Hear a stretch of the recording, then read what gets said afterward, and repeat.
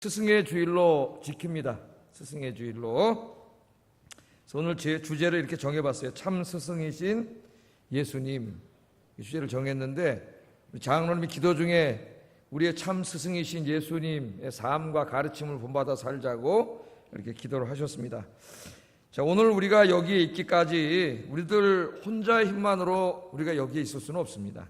오늘 우리가 여기에 있기까지 우리를 가르쳐주고 도움을 주신 많은 선생님들이 있었습니다.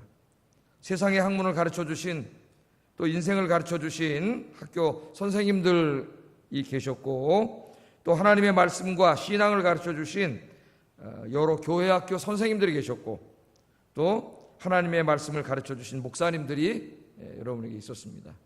저도 이렇게 생각해 보면은 학교에서도 선생님들에게 많이 배웠고, 또 교회 와서 선생님들에게도 배웠고, 또 목사님들의 설교를 들으면서 진리의 말씀을 많이 배웠죠. 그런 것들이 다 이렇게 합쳐져 가지고 부족하지만 이런 모습을 갖추게 됐습니다. 저는 이제 학문적으로만 생각하면은 이 김세현 교수님이라고 교수님께 학문의 영향을 많이 받았어요. 그래서 이제 정말 총신에 신학이 없을 때 신학이 없을 때 정말 그분에게 많이 배웠죠. 도전도 받고. 그리고 내가 만나보지는 못했지만 또 마음으로 빚지고 있는 스승이 있습니다. 톰 라이트라고. 책으로만 읽었어요. 책으로 읽고 유튜브에 치면 강연이 나와요. 영국 사람인데 그 책만 한 30여 권을 제가 그 사람 신학책을 다 읽었는데 그게 많이 배웠죠. 그래서 감사해서 제가 기도할 때 가끔 기도합니다. 톰 라이트를 위해서. 지금 한 7순이 되셨을까? 넘으셨을까? 나이 정확히 모르겠는데 제가 오래 살게 해달라고 기도합니다. 오래 살아서 건강하게 오래 살아가지고 더 좋은 책을 좀 많이 쓰게 해 주십시오. 이렇게 제가 기도를 하고 있어요. 여러분들도 감사한 분들이 많이 있죠? 예? 이 스승의 날이 참 원래 뜻깊은 날인데 우리나라엔 참 그 안타까운 날이 되고 말았습니다. 요즘 뭐 뉴스를 보면 일부 극소수의 아이들이겠지만 선생님에게 막 욕지거리를 하고 동영상이 나오더라고요. 막 선생님을 때리고 이런 폐륜. 이거 어떻게 애들이 이거 폐륜이라고도 할 수도 없어요. 이거는 인간이 아니지. 이게 어떻게 애를 이렇게 키웠지 부모들이. 이런 생각이 들어요. 너무 안타까워요. 우리 옛날에 선생님은 그림자도 밟지 않는다고 그랬는데 요새는 애들이 선생님이 꾸중을 하면은 막 꾸중하는 거를 막 동영상으로 찍어가지고 막 고발을 하고 선생님한테 욕조리하고 덤비고 이 정말 이거 어떻게 해야 될지 우리 사회가 이게 앞으로 깜깜합니다. 저도 목사하는 하나의 교역자인데 지금 큰일 났어요. 저도 이 책임감을 느낍니다. 이 아이들 어떻게 가르쳐야 될지. 또 학교에서 선생님이 혼낸다고 또 부모가 학교까지 날아가가지고 교무실에 가서 조용히 얘기할 수는 있겠으나 수업 시간에 들어가서 선생님만 폭력을 가하는 부모들 일부 극소수겠지만 난 인간이 아니라고 생각해요. 이런 사람. 진짜 이거를 어떻게 이걸 다 고쳐야 되냐. 이걸 고칠 수 있는 분은 하나님밖에 없다는 생각이 들어요. 그래도 목사가 교회에서 성경 말씀을 가르쳐가지고 물론 교회는 그런 사람 없겠지만 그런 사람들 좀 여러분 전도해 오세요. 예? 그래서 하나님 말씀 가르쳐가지고 좀 사람을 만들어야지. 사람을. 미국에는 스승의 날이 있습니다. 미국에 한 주간 있습니다. 한 주간. 하루가 아니에요. 일주일 내내 스승의 날이에요. 스승의 주간. 그래서 스승의 날은 의무적으로 모든 아이들이 선생님에게 선물을 해야 돼요. 우리나라랑 다르죠. 우리나라는 선물 못 하잖아요. 우리나라는 선물이 변질돼가지고 뇌물이 돼버렸어. 그래서 이 아름다운 전통을 못하게 됐어요. 미국은 선물을 해야 돼요. 땡큐 카드 아이가 쓰고 선물을 선생님에게 반드시 해야 됩니다. 모든 아이가 그렇게 가르쳐요. 계속. 그런데 그 액수가 정해져 있지. 예? 이게 액수가 5불이면 5불, 10불이면 10불. 지금은 몇 불인지 모르겠어요. 지금은. 그래서 아이가 그 정성을 들여서 땡큐 카드하고 함께 선생님께 감사하는 걸 가르쳐야지. 선생님께 감사하는 걸 배우지 못하는 아이가 자라서 정상적인 아이로 자랄 수 없다고 봐요. 나는. 부모님께 감사하고 스승님께 감사해야죠. 감사. 우리가 늘 이렇게 감사해야 되겠어요. 그래서 우리가 오늘 이 자리에 있기까지 여러분 가르쳐주신 학교 선생님들 또 교회 학교 선생님들 목사님들이 많이 계셨습니다. 여러분들 감사하고 기도하고 그렇게 하시기를 주의 이름으로 축복합니다. 그게 옳아요.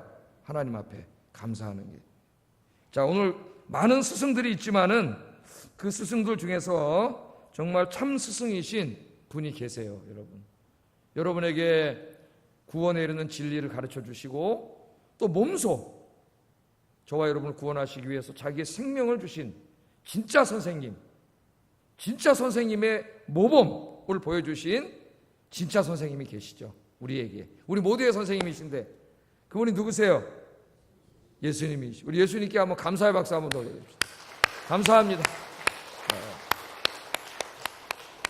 그래서 오늘 이 스승의 날 많은 선생님들에 대해서도 우리가 생각을 해야 되겠지만은 여기 교회고 저는 목사니까 스승의 은혜에 갚아라 막 그렇게 하면 뭐 결국 저에게 잘하는 얘기밖에 더 되겠어요. 우리가 진짜 스승이신 예수님을 깊이 생각해보고 그의 삶과 가르침을 오늘 좀 깊이 묵상해 보려고 하는데, 그 중에서도 예수님의 가르침 중에서도 가르침의 핵심, 그걸 좀 오늘 묵상해 보려고 그래요. 예수님의 가르침을 쫙 짜가지고 이걸 그냥 엑기스를 꽉 짜면은 그 엑기스가 나오는 그 핵심, 그 엑기스, 그게 뭐냐? 그게 뭐냐면은 바로 사랑입니다. 사랑하라는 거예요. 사랑하라. 사랑하라. 자, 오늘 말씀해 보면 한 율법사가 예수님을 시험하려고 예수님을 찾아와서 질문을 합니다. 하나님의 말씀 중에 제일 큰 계명이 뭐냐? 이렇게 질문을 해요. 36절 한번 읽어보겠습니다. 시작.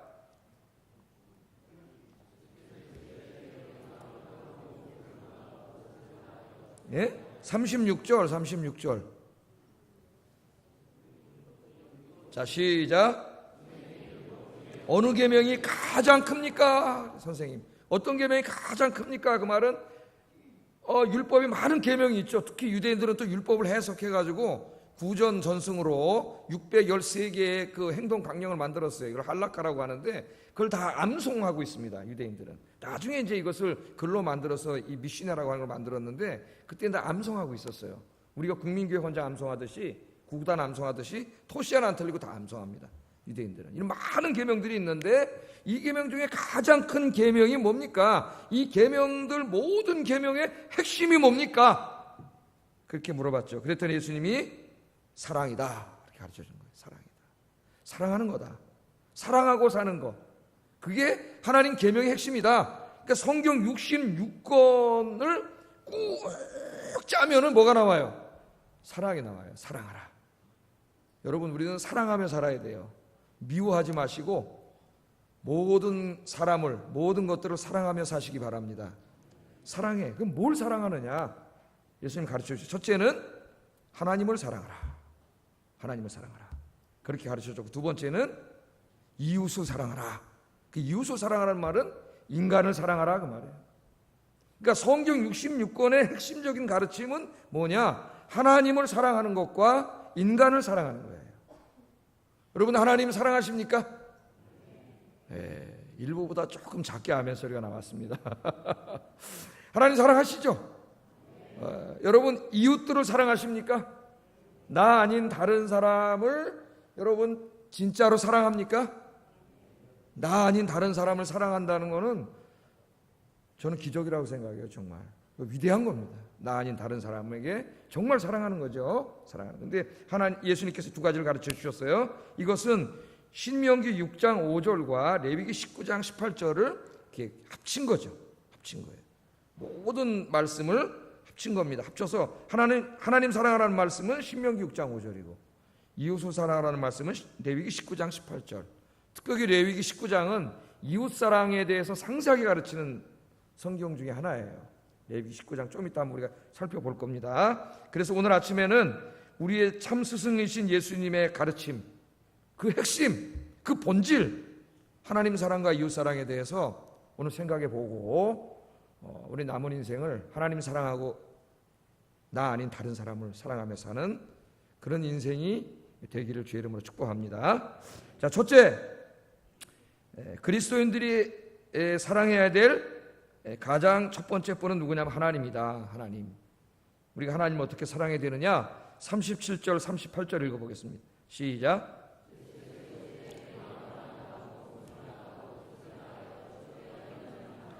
이것이 크고 첫째 되는 계명이다. 예수님이 그렇게 말씀하셨습니다. 하나님을 사랑하는데 그냥 하나님을 사랑하라 그렇게 말하지 않고 그 앞에 세 개의 수식어가 붙어 있어요. 뭐라고 되어 있어요? 네 마음을 다하고, 그 다음에는 목숨을 다하고, 그 다음에 뜻을 다하여.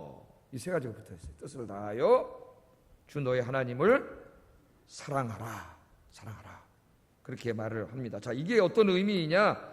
뭐 신학을 연구하는 학자들이 많은 해석을 했는데, 특별히 그 스칸디나비아 학파라고 알려져 있는 스칸디나비아 학파라고 있어요. 신학 연구하는데 거기에 복음주의 신학자인 게르 하르손이라고 하는 사람이 있는데, 이분이 이 부분을 해석했어요. 너무 해석을 잘해서 제가 그냥 인용해서 읽어드리겠습니다. 직접 인용해서 읽어드리겠습니다.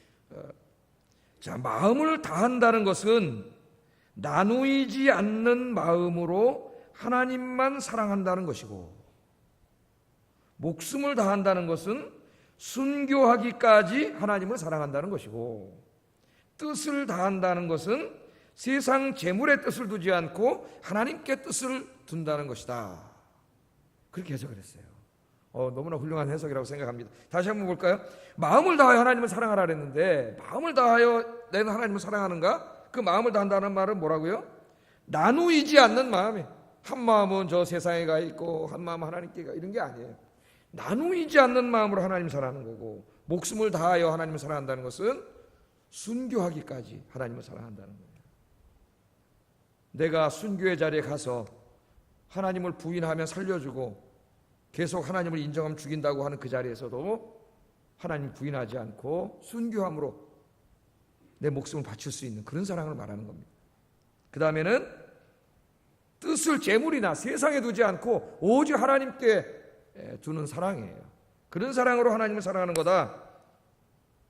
다시 한번 물어보겠습니다. 여러분은 이런 의미에서 하나님을 사랑하십니까? 좀 많이 줄어들었어요. 사랑하시겠습니까? 이거 좀 희망이 있잖아요. 아직 못 사랑해도 이렇게 사랑하며 살으라고 하는 것이 예수님의 가르침이에요. 그래서 제가 오늘 그걸 가르쳐드리는 거예요. 저도 그렇게 살아야 되고 우리 모두가 그렇게 살아야 됩니다. 자, 그러면 하나님을 사랑하는 것에 대해서 한번 생각해 보겠습니다. 하나님은 보이지 않아요. 하나님 어떻게 사랑할 수 있느냐? 우리가 성경을 읽어보면은 우리가 하나님을 사랑하는 것과 저는 이제 남자니까 내가 사랑하는 내 아내를 사랑하는 것, 그 감정이 거의 똑같습니다.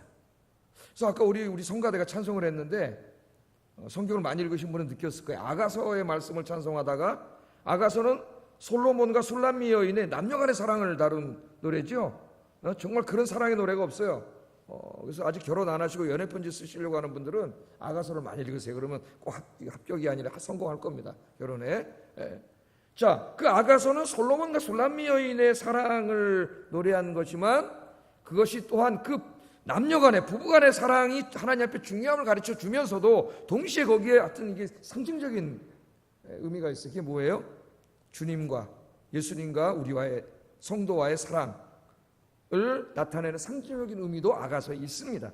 아까 보니까 누가 신학적으로 잘 해석을 해가지고 그 노래를 만들었어요. 가사가 남녀간의 사랑을 이야기하면서 하나님과 우리와의 사랑을 노래를 했어요. 그러니까 그 감정이 매우 유사하기 때문에, 그래서 주님을 우리의 신랑이라고 하고 우리를 신부라고 은유하는 것도 상당히 많이 나오죠, 성경. 이게 굉장히 유사해요. 그래서 미국의 이 정신과 의사이자 베스트셀러 작가인 이 스캇 팩이라고 하는 사람은 그의 책인 스캇 팩과 함께하는 묵상여행이라는 책에서 성도들과 하나님의 사랑을 연인들 간의 그 첫사랑에 비유했습니다. 똑같다는 거예요, 첫사랑. 그러니까 어떤 연인이 만나가지고 막 이제 그 만나면 어떻게 돼요? 사랑하게 되면 눈이 멀죠? 눈이 멀어가지고 그냥 열렬히 사랑하는 그 첫사랑의 감정과 거의 똑같다는 거예요, 하나님 사랑이. 그러면 이렇게 썼습니다. 그것도 제가 한번 그대로 읽어드릴게요. 첫사랑과 유사한 것을 말한다. 즉 문자 그대로 사랑하는 사람 이외에는 다른 어떤 것도 생각하지 않는 사람. 그죠? 사랑하는 사람 있는데 또 딴 여자를 생각해? 그럼 뭐 하는 거예요? 이런 놈은 바람둥이야. 혼 좀 나야 돼. 바람둥이. 그러니까 문자 그대로 사랑하는 사람 이외에는 다른 어떤 것도 사랑하지 않는 사랑, 믿을 수 없이 향기롭고 순결하고 낭만적 사랑과 같은 사랑. 그래서 당신은 나의 온전한 사랑입니다 라고 고백할 수 있는 바로 그런 사람, 그 첫사랑이라 그랬어요. 자기가 그렇게 했나 봐요, 이 사람이. 그래서 제가 더 실감나게 제 경험을 통해서 말씀드리겠습니다. 제 경험을 통해서.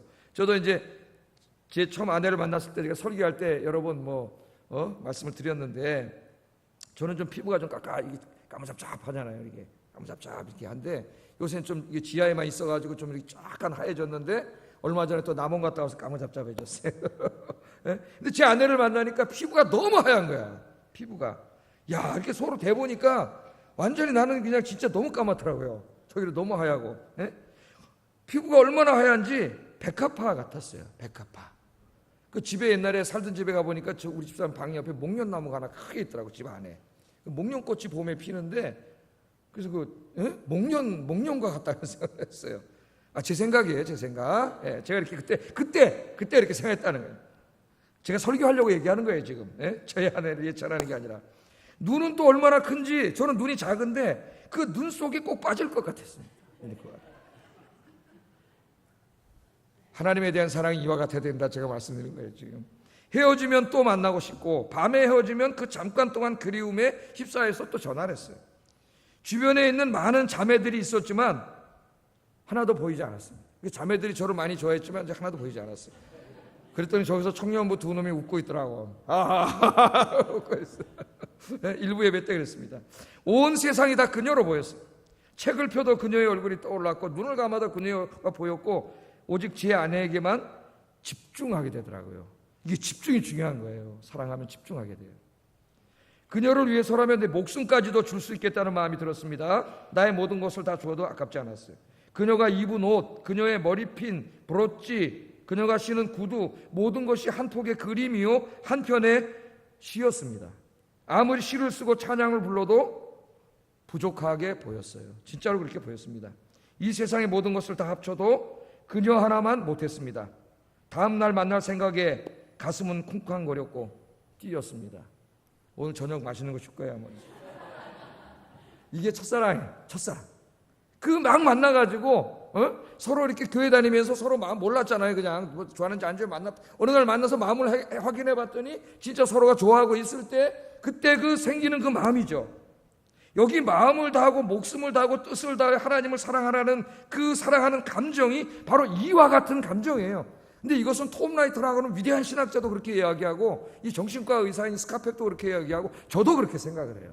아가서도 그렇게 이야기하고, 그 감정이 너무나 똑같아. 내가 처음에 그 사랑한 사람을 만나서 가슴 뛰는 마음으로 만나고 그 사랑의 대상에게만 집중했고 헌신했고 희생했던 그 사랑이 바로 우리가 하나님을 사랑하는 이 사랑과 똑같다는 거예요. 오늘 여기 주님이 말씀하신 게 바로 그런 사랑입니다.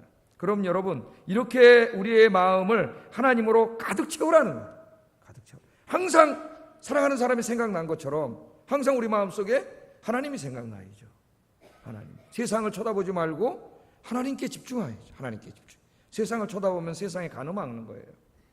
그래서 첫사랑은 예배요 찬양입니다. 여러분, 저 남산만이 아니고 식당이나 어디만 가도 하여튼 자물쇠를 그렇게 사가지고, 저도 자물쇠 장사를 한번 해볼까 이런 생각이 있어요. 자물쇠를 사가지고 그걸 묶어가지고 그걸 거기다 걸어놓고 거기다 막 이제 글을 쓰는데, 그걸 쓰면 막 야 누구야 막 이제 저희 사람 영이니까 영이야 뭐 어쩌고 저쩌고 막 쓰는데, 그 글들을 읽으면은 그 글들이 시편이에요.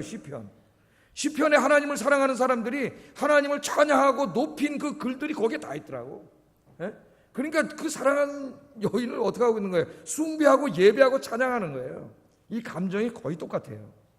그래서 하나님을 사랑하는 사람은 자연스럽게 그 사람의 삶 속에 하나님을 찬양하고 예배하는 삶으로 나타난다는 거예요. 제가 오늘 예배를 가르치려고 지금 이 말을 한 겁니다. 예배는 지루한 시간이 돼서는 안 돼요. 예배는 여러분이 제일 사랑하는 그분 하나님을 만나는 시간, 하나님과 데이트하는 시간이에요. 영적으로 하나님과 교제하는 시간입니다. 여러분, 사랑하는 사람이 만나서 데이트할 때에 여러분 10시간이 금방 후딱 지나가 버리지. 10시간이. 사랑하는 사람 만나서 데이트하는데 아이고 3분밖에 안 지났네. 오늘 5시간 어떻게 데이트하지? 그럴 때는 아이고 15분밖에 안 지났네. 이런 사람 있어요? 그 시간에 지루합니까? 지루하지 않죠. 언제 시간이 갔는지 너무나 행복하고 가슴 뛰고 설레고 그렇게 되지 않습니까, 여러분? 이 스카펙이 고백을 합니다. 이 세계적인 정신과 의사인데 자기가 고백을 해요. 자기가 청년 때 하나님을 사랑하는 마음이 없이 그냥 교회 갔다는 거예요. 그래서 그냥 예배를 드렸는데 예배가 얼마나 무료하고 지루한지 예배에 가려면 공포심이 몰려왔대요. 이 한 시간을 거기 가서 어떻게 앉아있지? 아마 다 한 번씩은 경험해보지 않았을까요? 이 한 시간을 교회 가서 목사님 설교 시작하겠습니다는 40분을 내가 어떻게 머리 숙이고 있지? 그런 거죠. 네? 그랬어요. 그래서 청년 때 결국 견디다 못해가지고 교회를 떠났다는 거예요. 그리고 25년 동안 방황을 했습니다. 선불교도 믿었고 이 사람이 뭐 다 방황을 했어요. 그리고 25년 만에 이제 하나님 앞에 돌아오게 됩니다. 이 위대한 정신과 의사가 이 25년 만에 이제 하나님을 만났는데 그때 하나님의 사랑과 은혜를 깨닫게 되었고 진짜 하나님과 사랑에 푹 빠지기 시작했대요. 그러니까 자기 아내를 처음 만나서 정말 사랑했던 그 감정과 똑같더라는 거예요. 그래서 이 사람이 책을 쓴 거예요. 하나님과의 사랑에 푹 빠졌다는 거예요. 여러분 한번 이 하나님과 사랑에 빠져보지 않으시랍니까? 예? 하나님과 사랑에 푹 빠졌는데 그때부터 모든 공예배에서 하나님의 영광과 권능과 기쁨을 경험할 수 있었고 그 시간이 얼마나 기쁜지 가슴 설렜고 하나님을 만났고 천국의 영광을 경험하는 너무 좋은 시간이 됐다는 거예요. 예배 시간이. 예? 예배 시간은 여러분 제일 사랑하는 분을 만나는 거예요. 예배 시간이 지루해지고 오기 싫어진다는 것은 그건 뭐예요? 하나님에 대한 나의 사랑이 식었다는 거예요. 식었다는 거예요. 그러니까 만나기 싫은 거예요. 가기 싫은 거예요. 그 시간이 힘들어지는 거예요. 여러분 우리가 이렇게 만나러 오늘 예배를 드리러 오신 여러분들 하나님 사랑해서 여기 오셨잖아요. 그 우리가 만나러 하나님은 어떤 분입니까 도대체? 하나님은요 저와 여러분을 위해서 모든 것을 다 주신 분이에요. 하늘과 땅을 저와 여러분을 위해서 창조하셨습니다. 해와 달과 별들과 바다와 산과 들과 공기와 그 안에 존재하는 모든 생명들을 다 창조해 주셨어요. 저와 여러분을 위해서. 나무와 꽃과 풀과 물고기와 바닷가재와 사자와 호랑이와 오랑우탄과 강아지와 잠자리와 매미를 다 창조해 주셨어요. 그리고 우리를 하나님의 형상으로 만들어 주셨습니다. 지금도 그 무한한 지혜와 능력으로 이 창조 세계를 운행하고 계시고 인간의 역사를 섭리하고 계시고 인간의 생사화복을 다 주관하고 계신 분이 하나님이세요. 죄인인 우리들을 사랑하셔서 외아들을 보내주셨고 십자가에서 우리 대신 죽게 하시기까지 외아들을 주시기까지 우리를 사랑하신 분이 바로 하나님이세요. 임마누엘 하셔서 지금은 보혜사 성령으로 날마다 우리와 함께 하시면서 지켜주시고 우리의 인생길을 인도하시는 분이 하나님이십니다. 우리가 어디에 가서 무엇을 하든지 항상 우리와 함께 하시는 분, 그분이 바로 하나님이세요.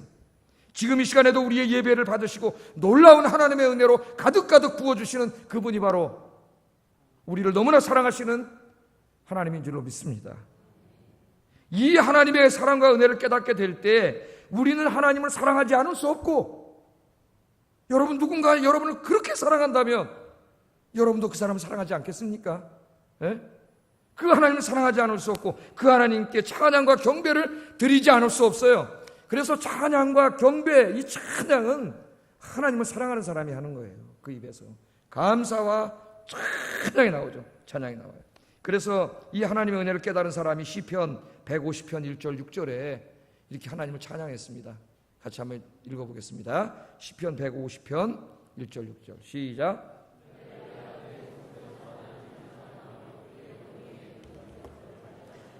그의 능하신 행동을 찬양하며 그의 지극히 위대하심을 따라 찬양할지어다. 나팔 소리로 찬양하며 비파와 수금으로 찬양할지어다. 현악과 퉁소로 찬양할지어다. 큰 소리 나는 재금으로 찬양하며 높은 소리 나는 재금으로 찬양할지어다. 호흡이 있는 자마다 여호와를 찬양할지어다. 할렐루야. 그래서 살아있는 사람은 우리는 다 하나님의 은혜와 사랑으로 사는 사람이기 때문에 우리는 다 하나님을 찬양하지 않을 수 없어요. 여기 찬양은 단지 노래를 부른다는 말이 아니에요. 하나님이 나에게 베풀어 주신 그 엄청난 은혜와 사랑을 깨닫고 그 은혜에 감사하는 거죠. 감사하는 거죠.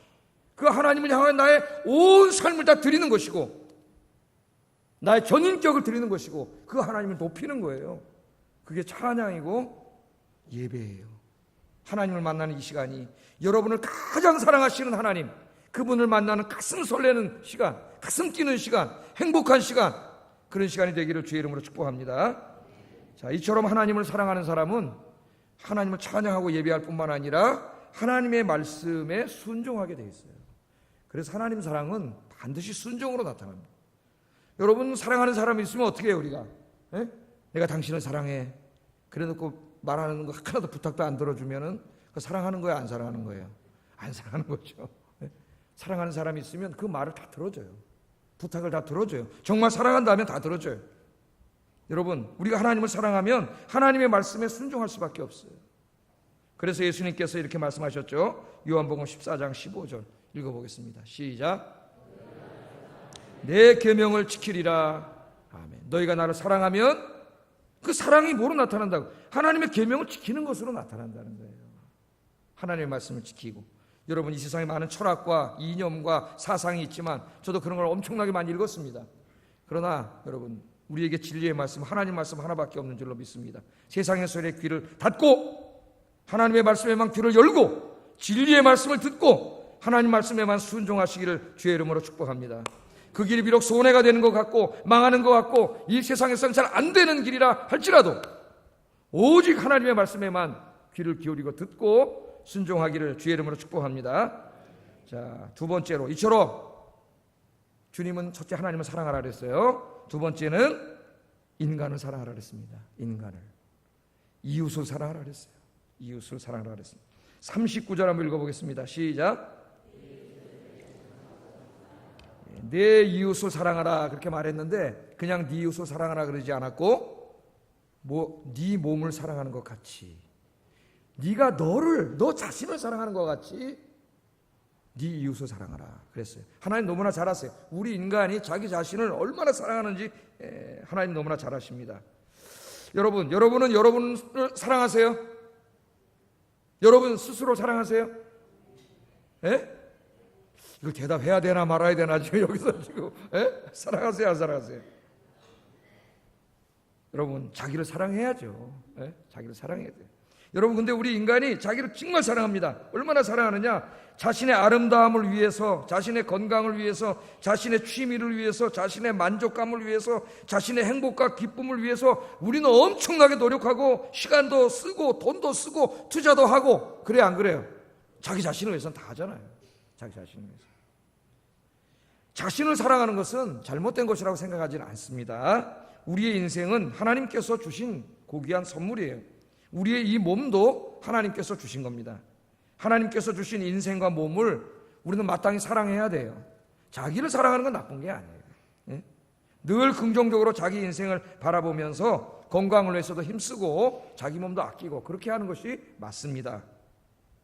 때로 우리 주변에 자기에 대한 너무 낮은 자존감을 갖고 다른 사람과 자기를 비교하면서 열등의식에 사로잡혀 사는 분들이 있어요. 굉장히 많아요, 여러분. 이것은 마귀가 갖다주는 속임수예요. 속임수, 속지 마세요. 여러분이 얼마나 소중하고 귀중한 사람인지 아십니까? 하나님이 사랑하시는 분이에요. 하나님께서 여러분을 얼마나 사랑하시는지 외아들까지도 희생하신 분이에요. 이 세상에 무엇을 다 줘도 하나님은 절대 안 바꾸는 게 여러분이에요. 여러분 고귀한 사람이에요. 너무 자기를 낮은 자존감을 갖고 사는 것은 하나님 앞에 옳지 않습니다. 하나님 주신 여러분을 사랑하시기를, 여러분 인생을 사랑하시기를 주의 이름으로 축복합니다. 가수도 나와가지고 아모르 파티 그러고 댕기는데, 네 운명을 사랑하라고 댕기는데, 하나님 주신 몸을 사랑하세요. 그러나 뭐가 문제가 되는 거예요? 지금 문제가 되는 거는 자기만 사랑하는 게 문제예요. 자기를 사랑하고 자기를 사랑하는 그 사랑으로 다른 인간을, 타자를, 우리 철학적으로는 타자라 그러지. 타자를 사랑하면 그것이 하나님 보고 옳은 것인데 자기만 사랑하는 거지. 이 자기만 사랑하는 것을 심리학자들은 나르시시즘이라 그래요. 나르시시즘. 그 나르시시스는 여러분이 너무나 잘 알잖아요, 그죠? 제가 설교 때도 여러 번 이야기했고, 그 그리스 로마 신화에 나오는 신들에게 저주받은 한 잘생긴 신 아닙니까? 그 벌 받은 게 뭐예요? 우물가를 쳐다보면서 평생 동안 우물에 비친 자기 얼굴을 보면서 사는 게 벌이에요, 벌. 그래서 우물을 쳐다보는 거예요. 우물을 쳐다보니까 밑에 물 있고 자기 얼굴이 비치잖아요. 자기 얼굴이 비치는데 계속 쳐다보니까 너무 잘생긴 거야. 그 얼굴이 너무 아름답고, 그래서 얼굴을 쳐다보다가 그게 자기 얼굴인지도 모르고 그 얼굴을 사랑하게 된 거예요. 그 옆에 아무리 아름다운 여신들이 찾아와서 유혹을 해도 절대 견도 주지 않고 오직 자기 자신의 얼굴만 계속 바라보면서 자기만을 사랑하게 되는 거죠. 이걸 뭐냐, 자기애라래. 자기애. 자기의 착. 심리학자들이 그렇게 말을 해요. 자기의 착. 자기를 너무 사랑하는 거예요. 자기만 사랑하는 거예요. 자기만. 다른 건 다 관심이 없는 거예요. 이것은 다른 사람을 전혀 배려하지 않는 병든 영혼의 상태입니다. 이런 사람들은 자기밖에 몰라요. 자기 생각, 자기 뜻, 자기의 취미, 자기의 인생, 자기의 몸, 자기의 사상을 너무 사랑해서 다른 사람의 생각과 뜻과 인생과 취미에는 아예 관심이 없어요. 다른 사람은 없습니다. 주변에 오직 자기밖에 없어요. 예? 자기 이야기만 하고 자기만을 위해서 벌고 모으고 쓰고 그렇게 살아가요.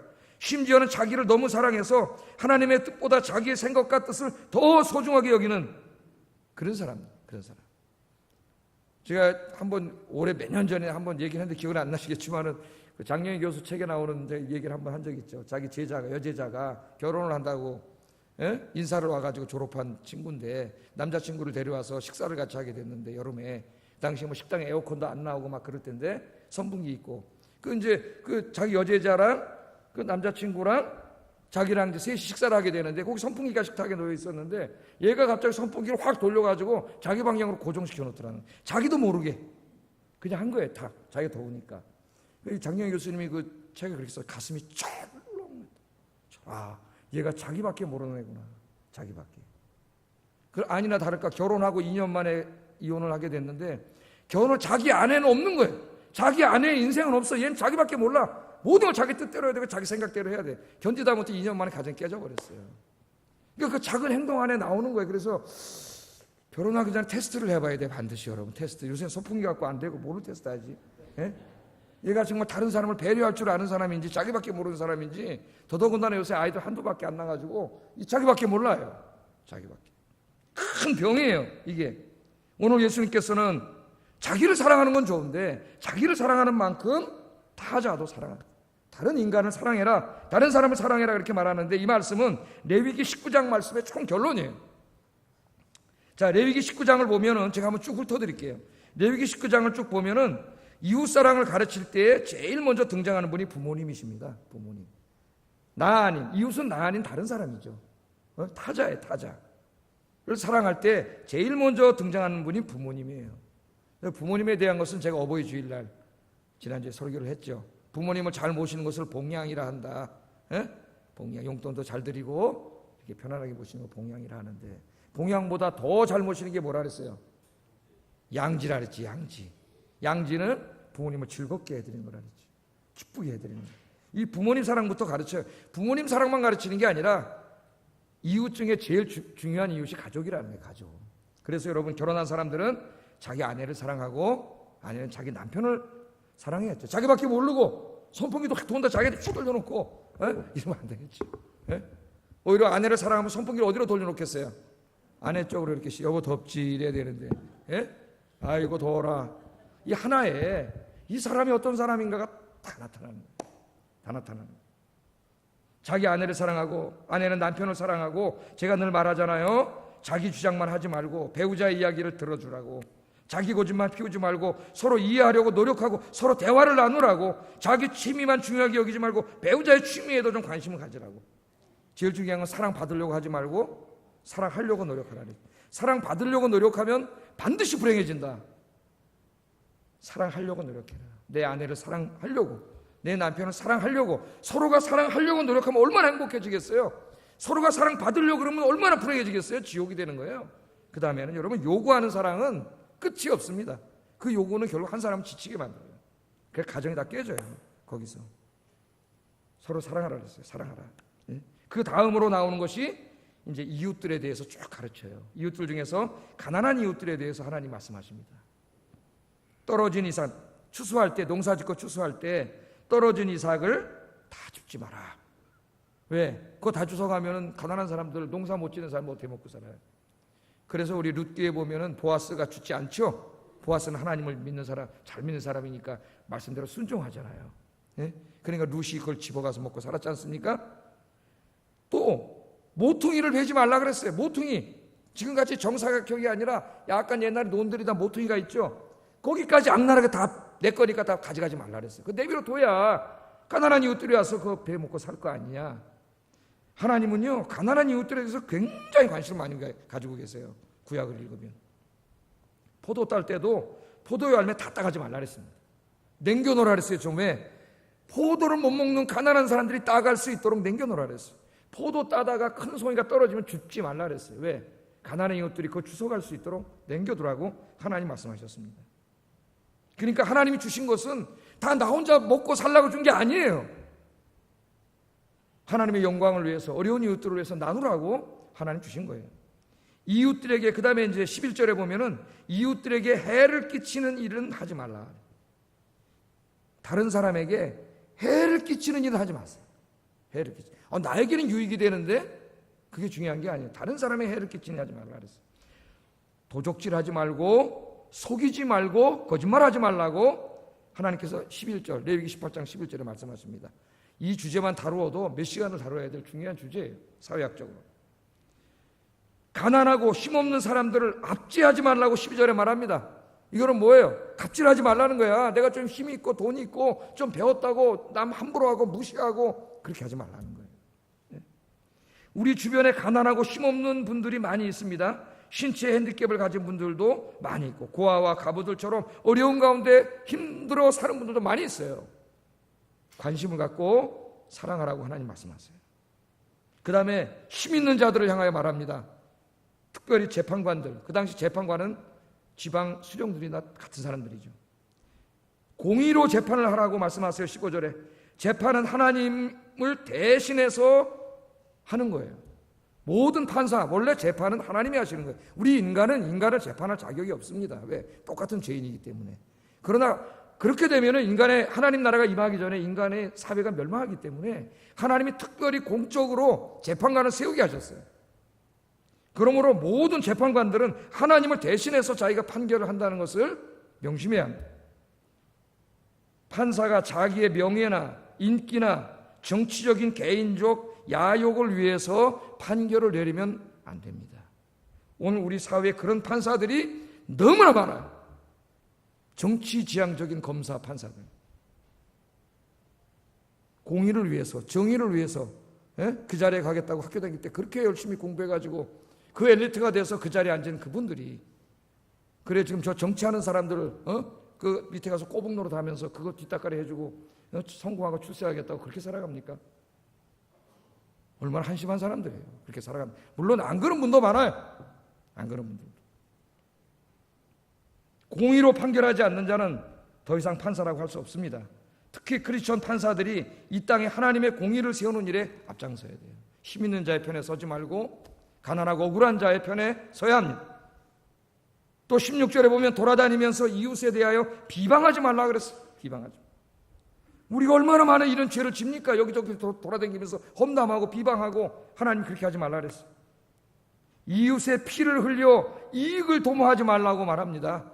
다른 사람을 아프게 하고 힘들게 하고 고통을 주면서 이익을 취하지 말라는 거예요. 여러분, 부동산 투기를 비롯한 이런 모든 것들이 이웃의 피를 흘리고 이익을 도모하는 것이에요. 하면 안 됩니다. 네 형제를 마음으로 미워하지 말라 그랬어요. 제가 뜨끔했어요. 제가 옛날에는 이 설교를 자신 있게 했어요. 내가 이렇게 사람을 미워하지 않기 때문에 자신 있게 했는데 최근에는 이 말씀을 딱 양심에 칵 찔렸어요. 정치가 이렇게 너무나 이러다 보니까 저 여의도만 뭐 화가 나가지고 저런 놈의 새끼들 그냥 이제 하나님이 네 마음으로 이웃을 미워하지 말라고 오늘 설교해야 되는데 설교할 자격이 없더라고. 내가 보니까 내 마음으로 화가 나요. 화가. 에?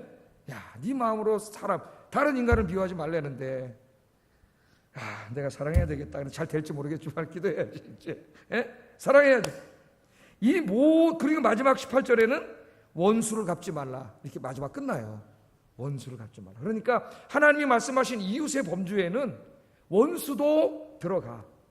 그런데 나중에 예수님 시대 유대인들은 원수는 빼버렸어요. 이 이웃에다가 지네 멋대로. 그래서 로마를 원수로 삼고 사랑하지 않았죠. 그거는 적폐의 대상이야. 죽여야 되다. 이렇게 생각을 했죠. 원수를 갚지 마라. 원수를 갚지 마라. 이 원수는 한 번 갚으면 끝이 없어요. 옛말에 욕보고 웃으면 신수줄이요 이런 말이 있습니다. 원수를 갚으면, 옛 원수를 갚으면 새로운 원수가 나타난다는 거예요. 그럼 얘가 또 원수가 보면 여기 또 가만히 있어, 여기 또 원수가 돼. 이걸 가 여기서 또 원수가 돼. 끈이 없는 거예요.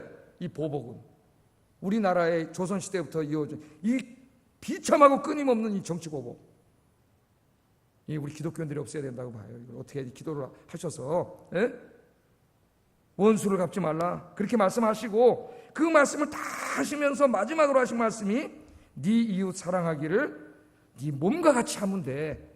내가 많은 말을 말했지만 네 몸을 사랑하는 만큼 네가 이웃을 생각하면 돼. 네 가족도 이웃도 너를 생각하는 만큼 생각하면 된다. 하나님 그렇게 말씀하셨습니다. 이 말씀을 가슴에 새기면서 나 아닌 다른 사람, 이웃들을 이렇게 사랑하며 살 수 있기를 주의 이름으로 축복합니다. 제가 일부 때는 깜빡이 잊어먹고 그 다음 설교를 안 했는데, 이웃사랑의 절정은 복음 전하는 거예요. 그렇지 않겠습니까 여러분? 내 이웃들에게 내가 돈을 나눠줄 수도 있고, 사랑을 줄 수도 있고, 기도를 해줄 수도 있고, 마음 위로해 줄 수도 있고, 다 해줄 수 있어요.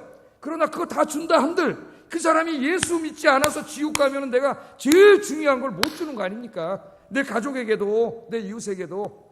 그래서 내 가족과 이웃에게 줄 수 있는 가장 큰 사랑은 예수 그리스도인 줄로 믿습니다. 그래서 베드로와 요한이 뭐라 그랬어요? 사도행전 3장에 거지가 와가지고 한 푼 얻어 먹겠다고 달라 그랬더니 베드로와 요한이 쳐다보고 뭐라 그랬어요?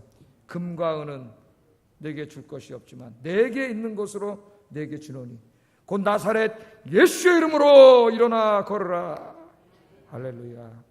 그랬더니 그가 일어나 걷고 뛰고 하나님을 찬양하는 사람이 됐어요.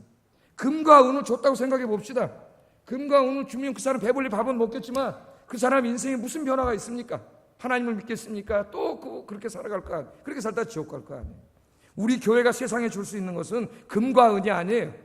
교회는 물론 구제해야 됩니다. 어려운 사람을 도와야 됩니다. 그런 걸 부정하지 않습니다. 더 많이 하려고 노력합니다. 그러나 교회가 세상에 줘야 될 근본적인 것은 금과 은이 아니에요.